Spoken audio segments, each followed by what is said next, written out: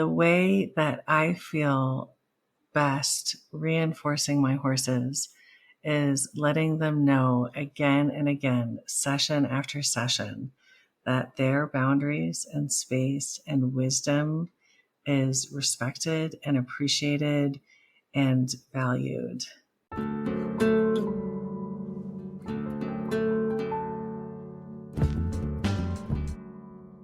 Hello everyone, and welcome back to another episode of Reinforce the Horse. Today I'm here with Belle Shook, and Belle founded Equine Guidance, a world-renowned equine experiential learning and therapy program established in Sedona, Arizona in 2004.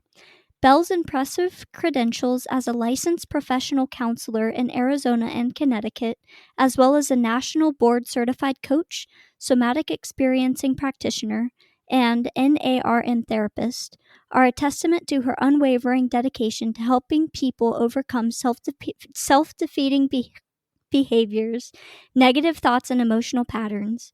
Belle has a unique approach that uses the sentience of horses to help clients achieve emotional integrity, clarity, focus, creativity, intuitive intelligence, heart coherence, and self-awareness beyond traditional talk therapy. Belle, thank you so much for joining me today. How are you doing? I'm great. Thank you so much for having me. Wonderful. I'm so excited to speak with you today. Your work fascinates me, and I'm really excited to dive in and learn a bit more about your horses and their journey. And on that note, where did your horsemanship journey begin? It began in England. I was actually born over there, and I remember watching my brother and sister, who are both older than me, take riding lessons every week, and I couldn't wait to start. And unfortunately, I had to wait a while because the stable had rules and guidelines around how much a person needed to weigh and how tall they could be and that kind of thing. So yeah, it began riding English in England, and it took off from there. I've been horseback riding my whole life, and I've had my 3 horses, Mimi, Penny, and Salsa, who are American Bashkir Curlies, for over 20 years, and they have very much guided my journey in understanding the depths of how powerful and how far equine therapy can go in regards to helping people heal at an accelerated rate, and really help people be able to attain their personal growth goals with a process that is quite different than could happen in an office or, quite honestly, other equine therapy approaches. Wow, that's incredible.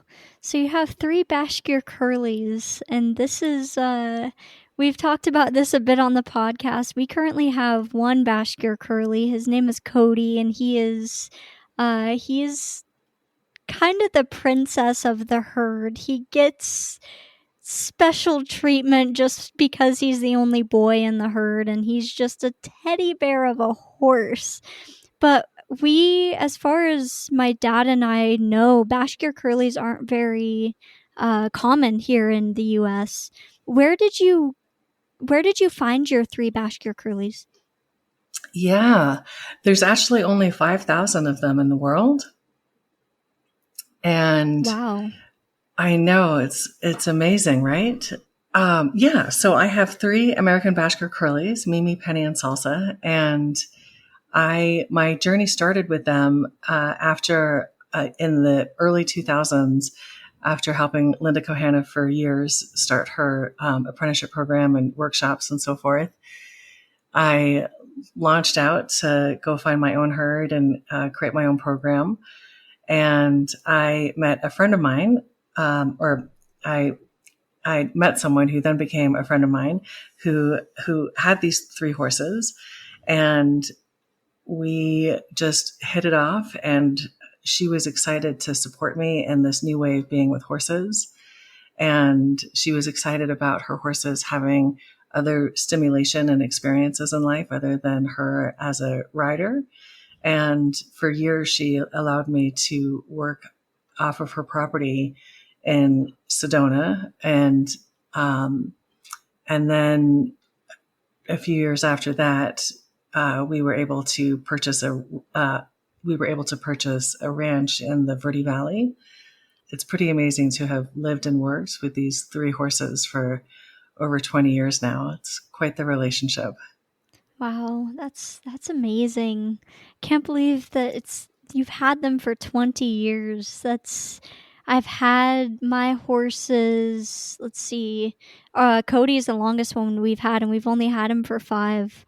It's wow. So those horses have been with you for a long time and Yeah. been helping you and supporting your work. Can you tell us a bit more about your work with your clients and how the horses aid in that process? Yeah. So in the early years, I was doing Epona work, and then as the years went on, the horses really started to guide me and teach me new ways of being in this work that was beyond what I had been taught. And that really inspired me to earn a master's degree in counseling and then an additional 10 years of trauma training and trauma, because I was keenly aware that the horses were helping people heal and shift and attain the healing that they were after in ways that I could see and the client could experience, but I wasn't quite sure what the horses were doing. And the more that I listened to their guidance and their instruction as clients came out and we were working together, the better the sessions got, and the evolution of the work became, and then I became aware of the evolution of the work.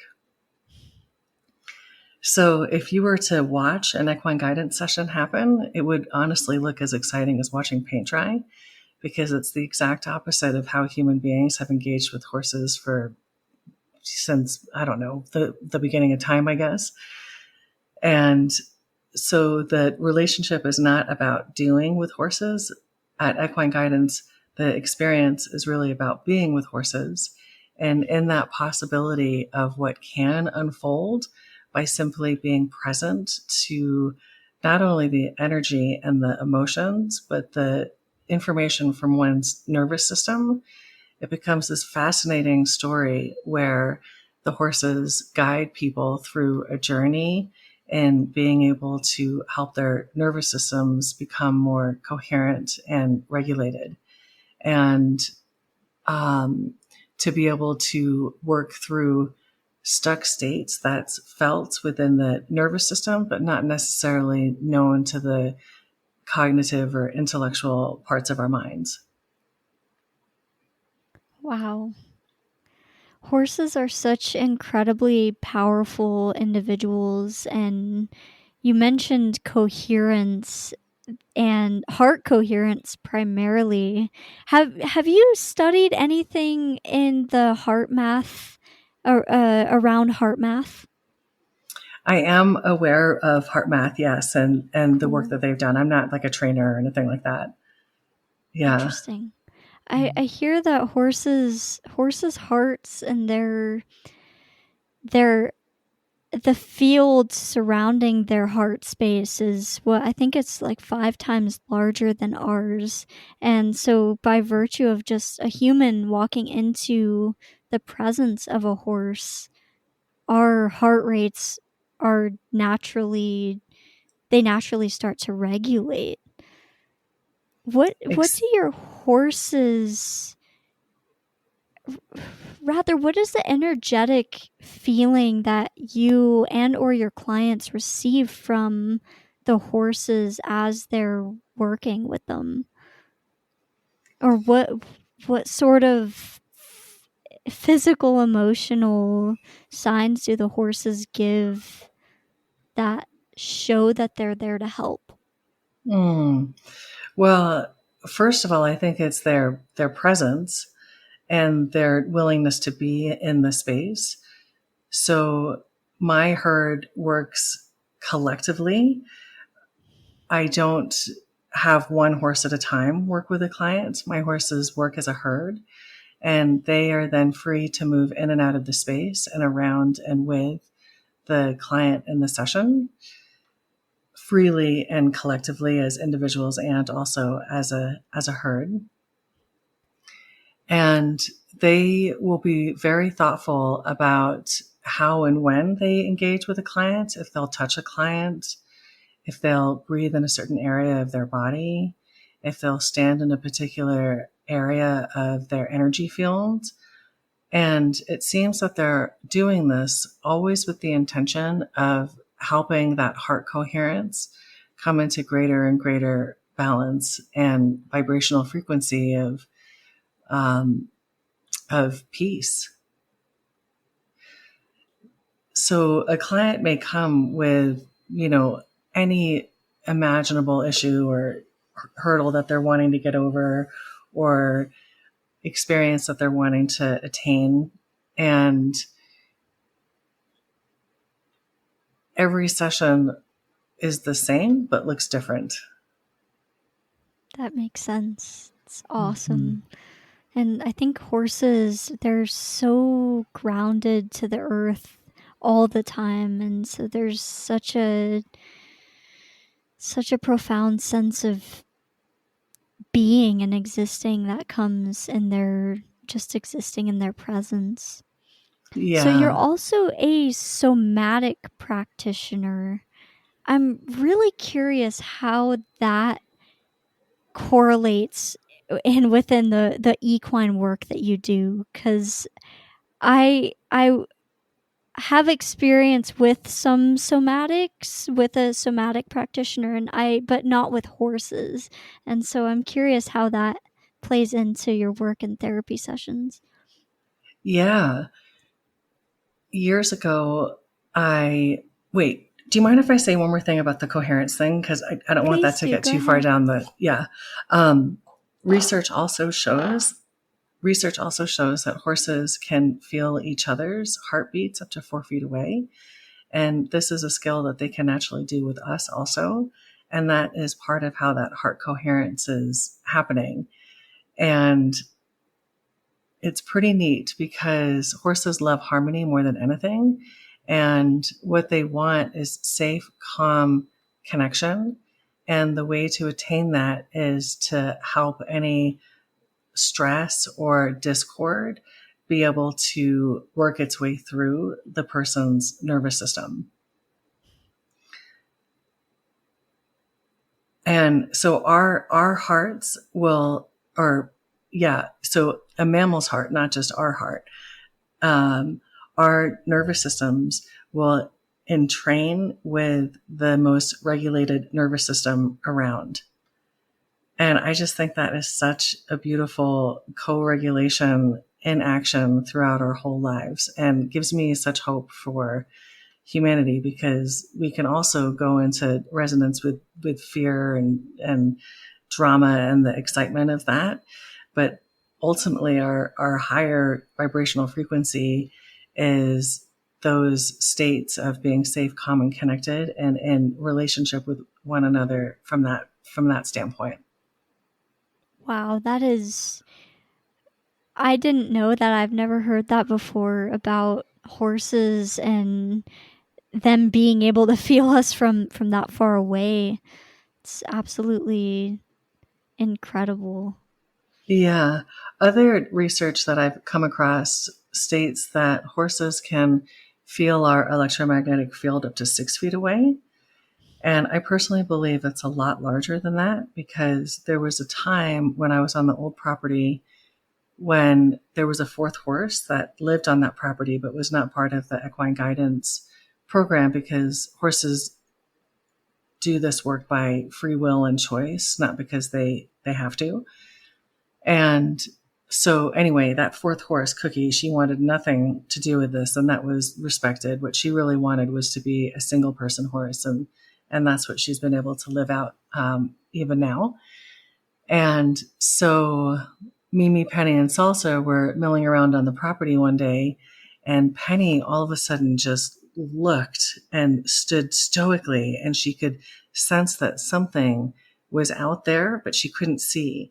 And the way that that property was set up was, instead of open vistas, it was old cottonwood trees, big, beautiful Sedona homes, red rock band. So it was very kind of clustered with things.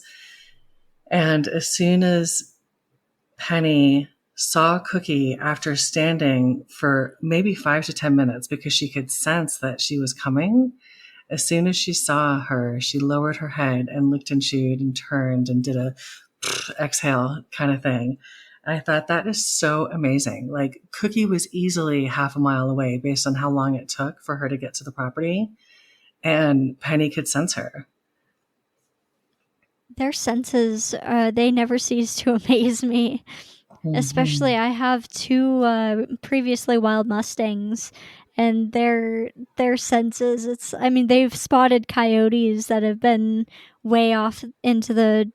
I couldn't see them with my eyes being where I was, but they're like, oh, there it is, and the coyote made its way up. They are very tuned into their environment, so they've taught me. Yeah.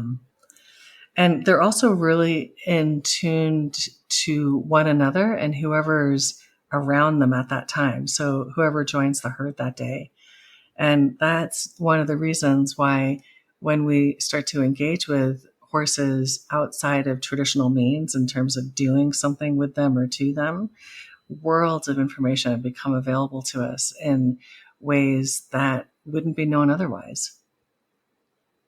For sure. So there's a lot of energy that goes into the kind of work that you do.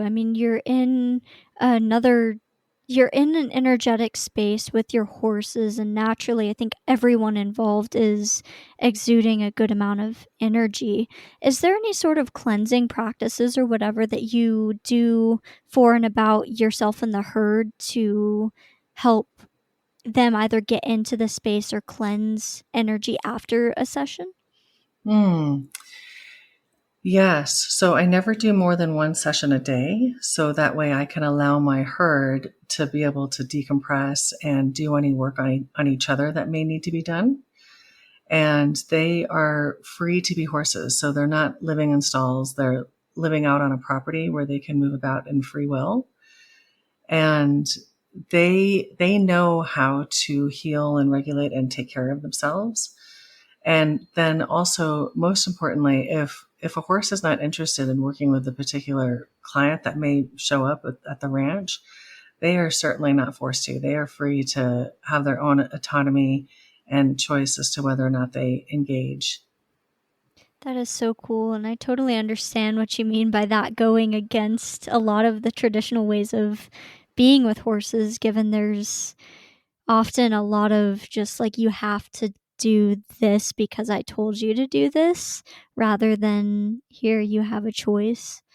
And I've personally found that with my herd, giving them choice in even subtle daily activities like being in my space, for example, it has a tendency of building trust with them a lot faster than if I were to approach them and be like, you're going to move your feet, and then face up with me, kind of thing. Yeah. The other thing that makes Equine Guidance unique is that I do 3-hour intensives. I don't do the hour-long session. And part of that is because the three things that people really need to be able to heal are time, space, and compassionate witnesses. And the herd and I act as the compassionate witness. And then the 3 hours offers the time and space. And this becomes really valuable and essential in being able to support people's nervous system and having plenty of space and time to be able to come back into regulation or be able to renegotiate or integrate whatever discord or stress or trauma from the past that they'd like to work through. And I think that's one of the other things to answer your question, like, what do I do to support my herd? I don't rush anything. And one of the foundational pieces that every client begins with is energetic boundaries. And because it's really not possible to have a connection without safety, and it's not possible to have safety without appropriate boundaries back and forth to the sentient being of the horse and the human being. So it's not uncommon at all for a client to not touch a horse for the first 2 hours that they're there, because it's about being together in a space as opposed to trying to make something happen. And from that place of being, again, worlds of information become available to us in surprising and really transformative ways. That totally resonates. Yeah, I've had clients that have been in therapy for years, where they've worked with coaches for years, and they come out and work with me, and it's not uncommon for them to say something like, wow, I have been going to therapy for years and years, and this is the first time that I've gotten resolution and peace around this issue. Wow. Or I had a client one time that, had done a tremendous amount of personal growth on a particular issue in her life. And when she came out to work with the herd, she was almost downright surprised that that's what came forward. And that's really the power of what can happen when we listen to our nervous system and we allow the horses to guide the session and to be able to really work their magic on us.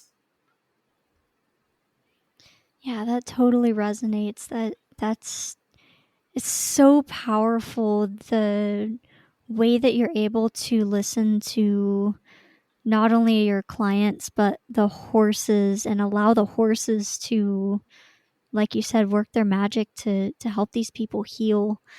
I think that equine therapy is such a powerful way of healing oneself, but there's so many different forms of therapy, and it seems like you have a number of different modalities that you incorporate into this equine assisted therapy. I'm really curious how your background in somatic work is paired with your horses and helping these clients. Yes. I attained my somatic experiencing practitioner certification, and that was a 3-year journey. And then I was so impressed with Peter Levine and the benefits that can happen for people by working with the nervous system from the somatic perspective, that I ended up doing a few years of advanced work with him also. And once I started my SE training, that was this is the missing piece.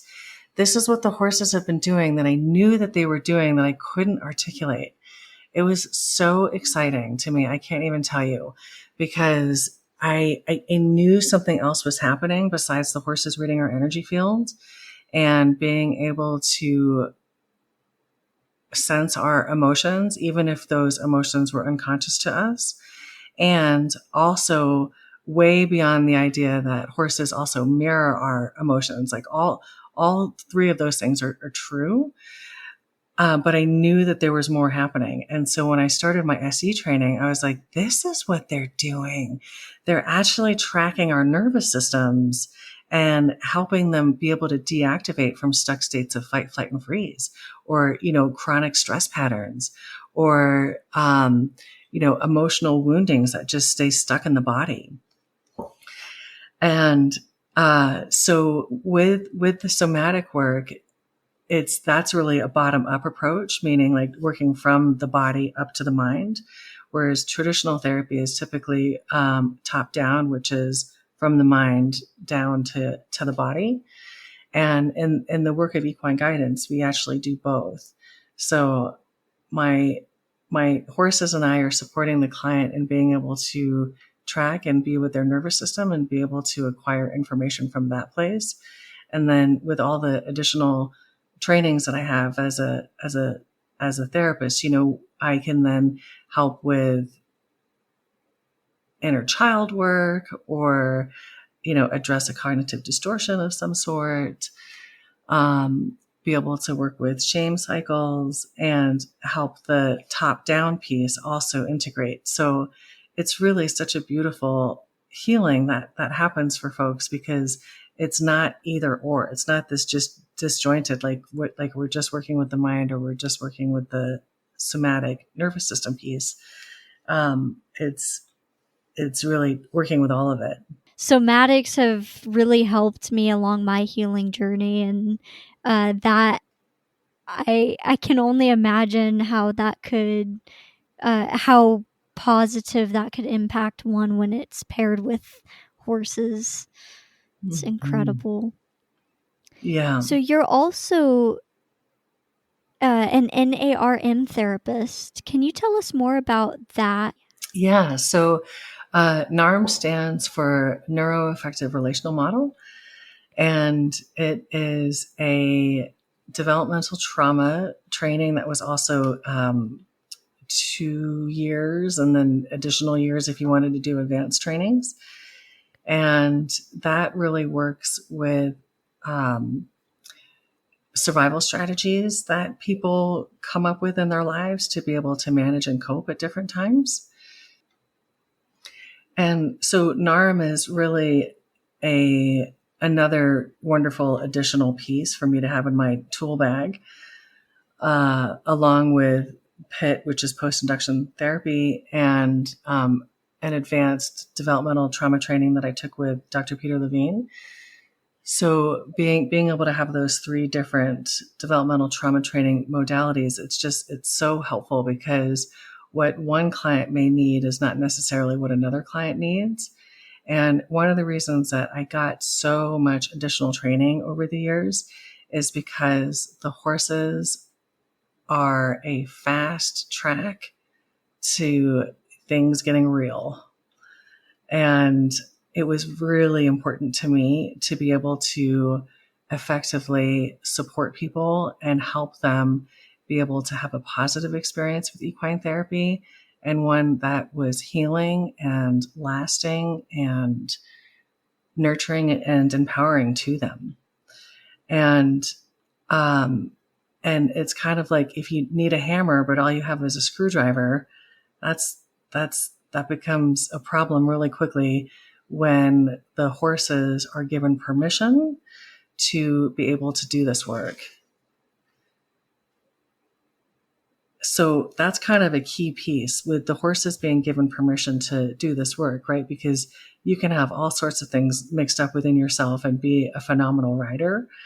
But what's different about this is that we're not making the horse do anything. We're in a relationship that's about being together and allowing this healing space and spiritual experience to happen.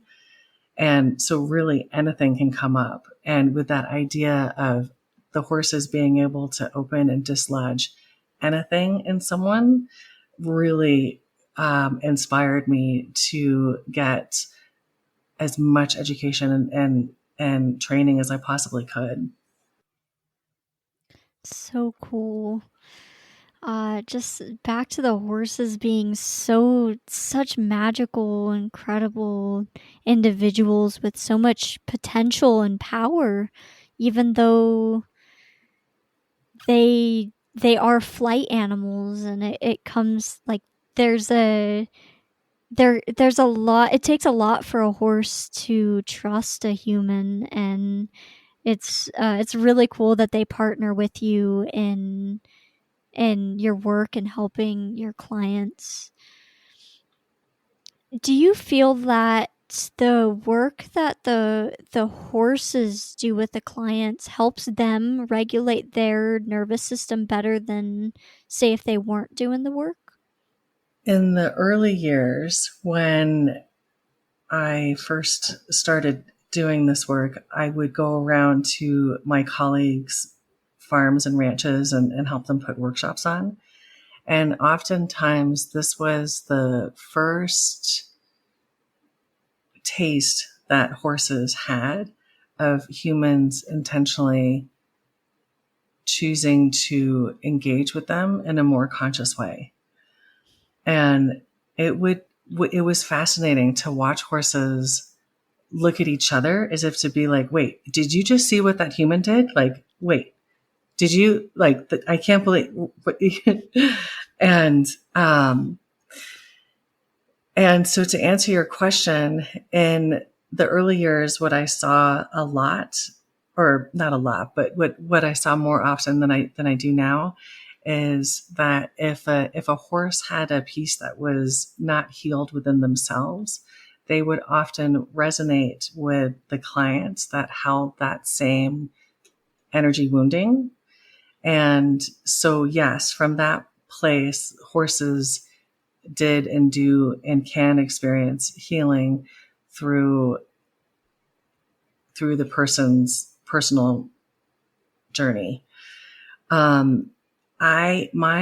horses, I can't say that I've seen that with my three, but we're also going on like 20 plus years of working together, and they didn't, they were like, none of them have been rescues or, in fact, one of my big dilemmas when I first started working with that herd, I was like, oh no, I don't think my horses have enough issues. Like, how are they going to help people? Because this is just, because so much of the work in the early days, at least in terms of what I was exposed to, was that collective co-regulation that can happen where the horses also experienced a healing.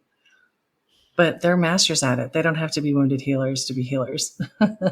Yeah, for sure. There's I think every being, no matter what they've gone through or what they haven't gone through, everyone is sentient and everyone is special in their own ways.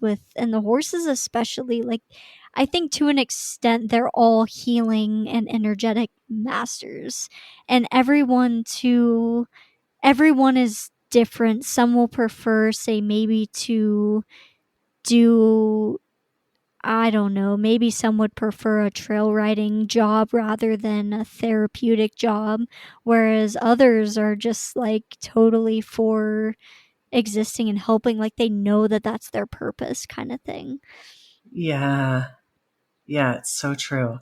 I feel like that happens in the traditional like horse world too, or like non-therapy horse world too. Because I just remember this woman that I met years ago, and she was telling me that it's going to just be so impossible to replace the horse that she's had for 20 years because he loved and did it all. And it's like, how do you get that horse, right? Like a horse that loves to buggy, a horse that loves to rodeo, a horse that loves to trail ride, a horse that loves to do dressage. Yeah, for sure. It's I Yeah. mean, they're individuals too. They definitely have a personality, and they know what they enjoy doing for sure. I have a Yeah. Mustang who's a bit obsessed with painting, and it's something I started off of like it started as a fun way to connect with her, and I mean introducing her to scary objects like the paper and the paintbrush, and now this horse, she's like, that's my job, I want to paint, and that's what she does. That is so she's cool. she's a happy horse. Have you ever seen that book, Cats Who Paint? No, I haven't. I'm gonna have to check that one out. Yeah, it's an old book now, but it's exactly what you're talking about. These cats were given permission and resources to paint, and they got so into it. And some of the, I mean, everything that was in that book was pretty amazing. I'm not going to say some of the art was great. It was all great. Animals are so, like, they never cease to amaze me. I mean, Willow, that's my horse's name. She's painted some pretty incredible pieces that it like makes me wonder what is going on in your brain? And so it's kind of become a way for us to communicate, and to me it's just another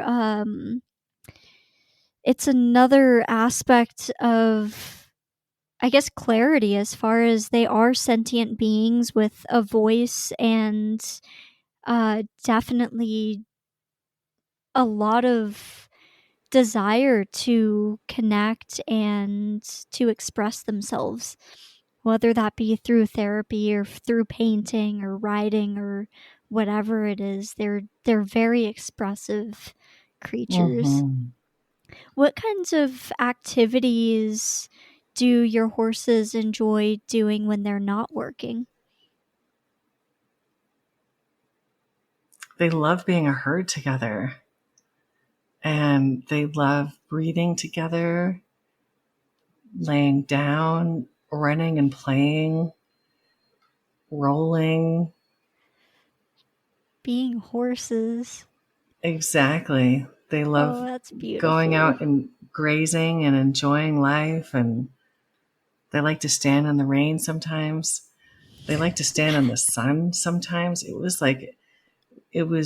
95 here the other day in Arizona, and I went out there to check on them, make sure they were okay, make sure, just to check on them. And it's like, wow, they're all standing in the arena together, and they have shade that they can stand in. They're yeah.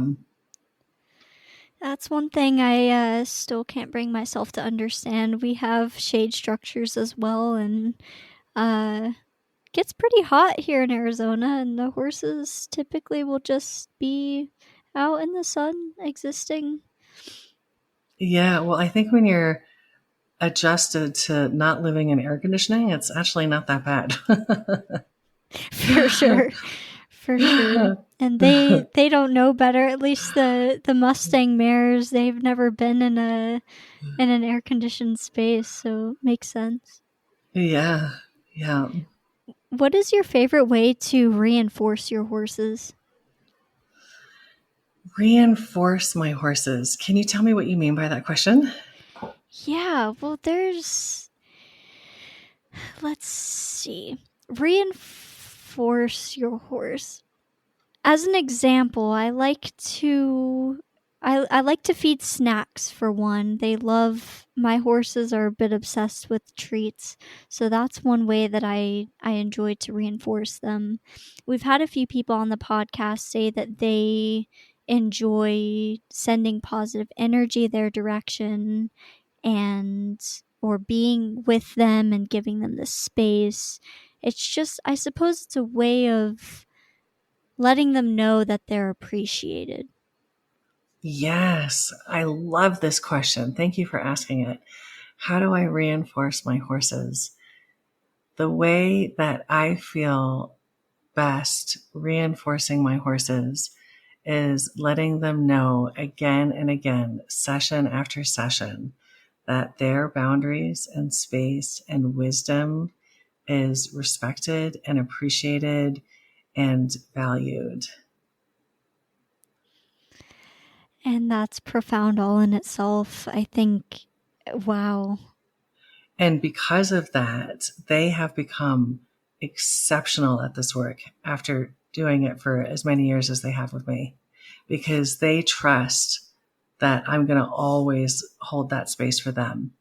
So then they can then trust themselves and each other to really help the client that's there that day get just the healing they need. That is so profound and such an incredible way to reinforce them. Oh, they're just such magical, incredible beings. Thank Yeah. you for that. Yeah. Mm-hmm. Have you had any sort of spiritual moments with your horses that have helped you listen to them more? Yes, I have.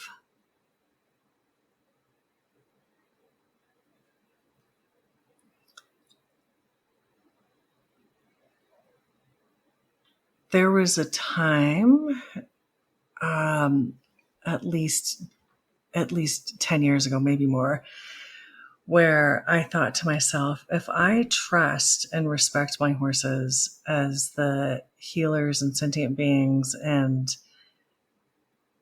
teachers that I know them to be, as much as I claim that I do, I want to take this up a notch.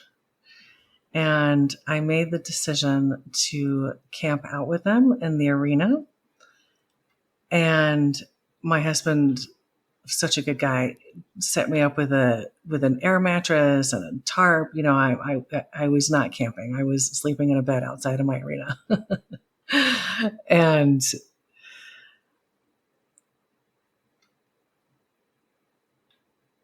what ended up happening is my logical mind, while I was laying there getting ready to go to sleep, went bananas. And every horse rule that I had been taught throughout my entire life was rearing its ugly head in my mind and yelling at me like, this is the most irresponsible thing. These are horses. You can't just camp, you can't just sleep outside with them. Like you're out here laying next to them. This is dangerous. Like they're going to trip over you. Like you'll get stepped on and on. And so I pushed through all that. And that moment when you're like almost fully asleep, but you're just a tiny bit still awake. At that moment, I felt one of my horses start to walk towards me. And I thought, oh no, here's the moment I'm going to get trampled, right? And in a laying down position, I tried to do one of those like, wah, right? Like where you scare a horse away from you kind of thing. And Penny jumped back a step and was looking at me with her left eye and sent me this feeling of love and compassion and grace, and was literally sending me the message like, there's nothing to worry about. All is well. You're safe here. And I fell asleep in the next moment because I felt that to be so true that literally the next moment I just fell asleep.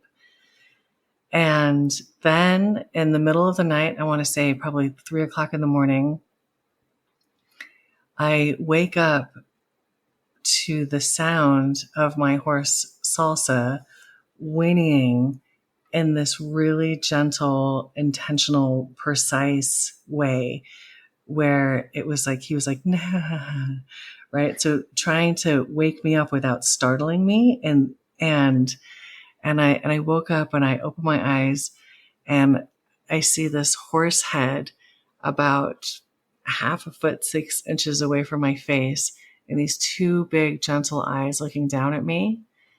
And a shooting star the size of a dime went across the entire sky. And what was so profound about that is is that he woke me up at the end of a dream where I was with my entire family and they were all saying like, all is well, all is forgiven, like all is well, basically. And that was one of several experiences I've had with my herd where I was like, there is something else happening. Because how is it that horse could sense my dream, could feel what was happening, and knew the importance of waking me up in that moment so I would remember that dream? They're magic. Yeah. I think they're seeing beyond the nervous system. I don't know how to measure that. But through a spiritual lens, I absolutely believe that because I've had too many experiences with my own herd. And then clients often will share stories with me too, where because I'm an open-minded, safe person in that way, they're like, I got to tell you what happened one time. And it just becomes so all cool. A little too coincidental, right? When like hundreds of people have, like a similar type of spiritual experience with a horse somewhere along the way in their life. Oh yeah, for sure. I think they're They're some of the most spiritual. In fact, I think they are the most spiritual beings I've ever had the pleasure of existing around. They're very, very, very tapped in. And I don't know if it has something or everything to do with the fact that they're always grounded to the earth and thus connected to all that is, or their ability to, they're masters of their own system. And so their ability to regulate in a way that I guess shoots them into a constant meditative state when they're not, in fight, flight, or freeze mode. I don't know. I don't think there's any like you mentioned, way to test it quite yet, but they're definitely somewhere else. Yeah. It's a beautiful experience that you had with your herd. I think it's really fascinating to me that he decided that he wanted to wake you up in that moment to allow you to remember that dream, and then of course that goes into the body and the mind, and they're taking care of you. It's incredible. Mm-hmm. Yeah. Since then, and it sounds like you've had more than just that experience, do you feel more connected and secure with them? I've always felt connected and secure with horses. So I wouldn't say that I feel more of that. I think what I experience and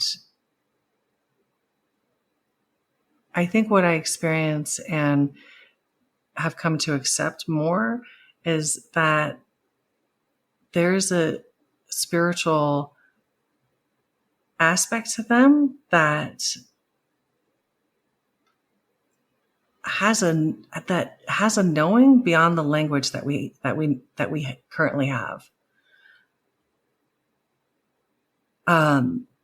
Because I think that the language that we have to explain what they do starts to tap it, right? But I think it's so much further than this. For sure. That, yeah, I totally hear and understand that. I They're had, Go sorry, ahead. go ahead. Oh, I had a session one time, again, years ago in the early years where I really started to become more and more curious about what is happening. This is beyond just reading energy and horses mirroring our emotions. And I was working with a client.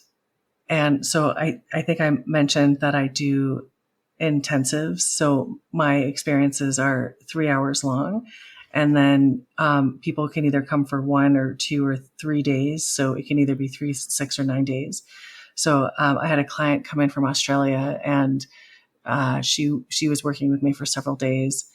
And during one of her sessions, she was out in the arena with salsa, and Penny would insisted on going into the round pen, which was also one of my early cues where I was like, maybe I shouldn't be separating them. Like maybe I should just trust them and let them do their work. I mean, they know what they're doing.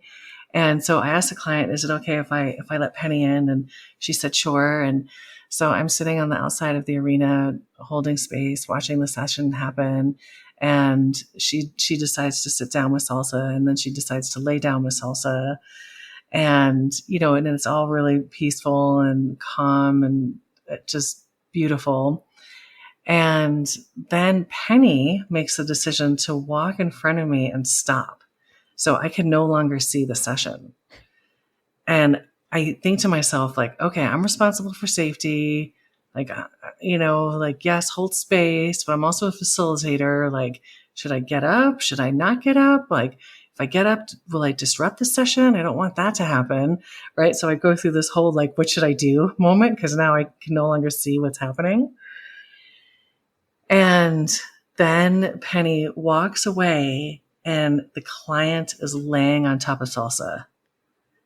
And there's no disruption. There's no trouble. Everyone is peaceful and calm and happy as can be about this.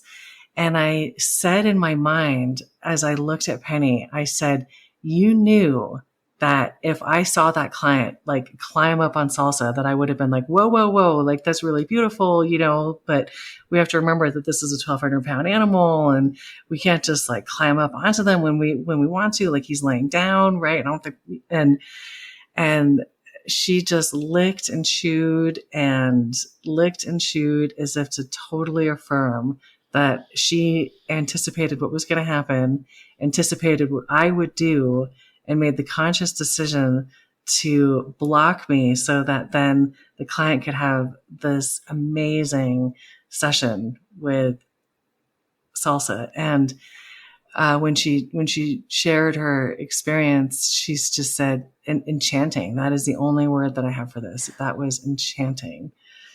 And so the licking and chewing piece is interesting with horses too, because in more traditional ways of being with horses, right, that means happy and calm. And in this work, it means happy and calm also, but it's fascinating that they will lick and chew at times as if to reflect a truth. So like I just explained when I said, Penny, I bet that you did that. And then she licked and chewed. And I'll often explain to my clients that horses don't speak English or Mandarin or French, or they speak the language of the felt sense, but more importantly, the attuning to one another's nervous systems,